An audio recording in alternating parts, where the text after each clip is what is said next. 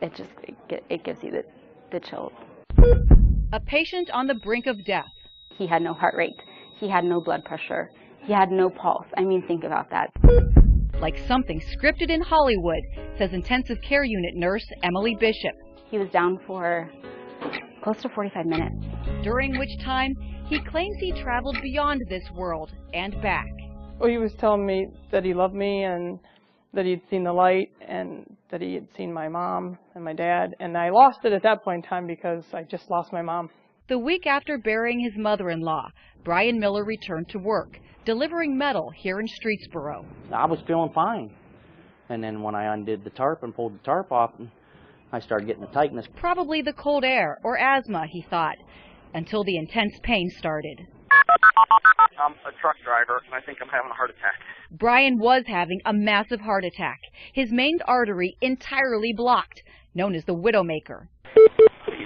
He was in obvious distress when we found him. Streetsboro firefighters and paramedics put the hospital on alert. Got to get real aggressive with our protocols and got him to the hospital as soon as we could. It can be life or death. Dr. William Wolf rushed Brian into surgery here at University Hospital's Ahuja Medical Center. We want to open up the vessel as soon as possible. Here's the blockage being cleared and blood flow restored. Man, the pain just started slowly going down. They told him that he did good by getting here as soon as he did, coming quick. Not only did Brian survive the heart attack and emergency surgery, he was already up and talking. He was doing fine until he suddenly wasn't. I saw it come across the screen. I ran in there. Brian was experiencing a fatal arrhythmia called VFib, ventricular fibrillation. Basically, his heart rate goes like this, and it's just this like scribble. And his heart is just kind of like quivering in there. It's not able to pump, it's not doing anything. Emily called Code Blue. CPR, CPR, CPR. Strong, hard, fast CPR. A half a dozen nurses and doctors also responded. Pushing a whole bunch of medications to basically restart his heart. But at just 41, the husband and father of 3 was slipping away.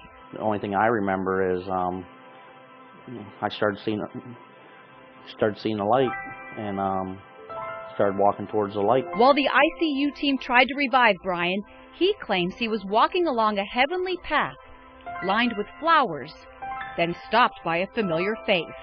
She was the most beautiful thing when I seen her. It was like the first day I met her, and looked so happy. His mother-in-law, Kay, who had just passed away. She grabbed a hold of my arm and she told me, it's not your time. You don't need to be here.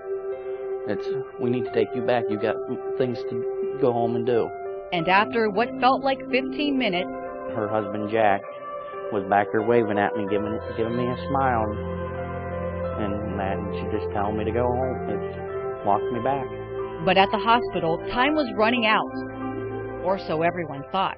We shocked him 4 times. And on the 4th time, it still didn't work. And then, out of nowhere, he got his pulse back.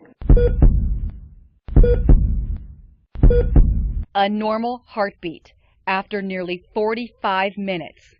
It's pretty awesome to see. Even more incredible was Brian's condition. So if you think about that, his brain had no oxygen for 45 minutes. So the fact that he is up, walking, talking, laughing, everything, I mean, that's amazing. As is Brian's memory of the white light. And I just totally broke down. And I went and sat down because I totally lost it when he told me that. But Brian says there's no reason to feel sad. The experience has changed his entire outlook on life and death.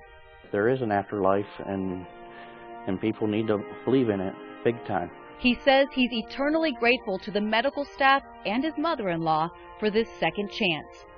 I need to be here a lot more longer. I got 3 wonderful daughters and a wife. And in the end, he says, that's all that really matters. Love, very much love. In Beechwood, Suzanne Stratford,